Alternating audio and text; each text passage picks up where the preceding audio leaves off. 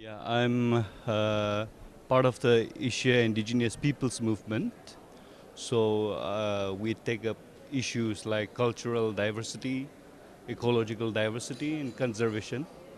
So I've been involved in COP7 from, yeah, that's how I'm here. Yeah. Mr. Lanu, tell us about the greatest biodiversity threat in your region. See, Nagaland is part of the 12 mega biodiversity region in the world, and we happen to be also one of the 25 hotspots in the whole of the world. So in this part of the region, we see that in spite of the rich biological diversity, there are a lot of developmental activities taking place.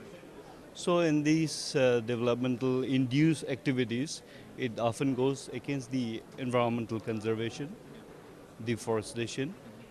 So we try to take up issue how do we adopt with the environmental process, but basically ego-based environmental issue we try to propagate.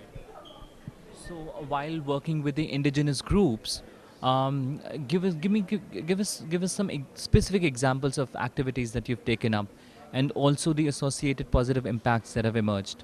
Yes, as part of the indigenous movement, we have traditional knowledge which is so rich.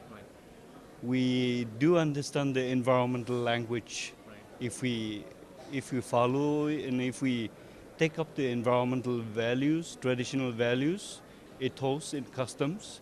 Definitely, we can do a lot of conservational process. But we realize that we are sandwiched between the modern scientific education, and then on the other hand, that traditional norms, educations. So we try to conserve the traditional norms, ethos, and values, thereby adopting to modern developmental activities.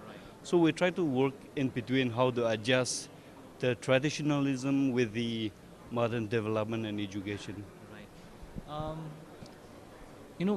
when we talk about a state like Nagaland and development activities taking place there, and keeping in mind the kind of efforts an organization like yours is putting in, I want to understand where is the government featuring, what is the extent of cooperation from the government, or is it something like um, government versus you know um, community based efforts?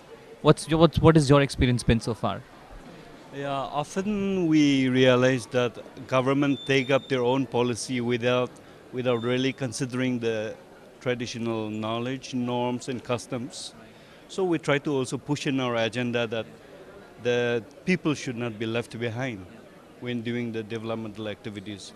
That is how we try to propagate people's voice into the government policies.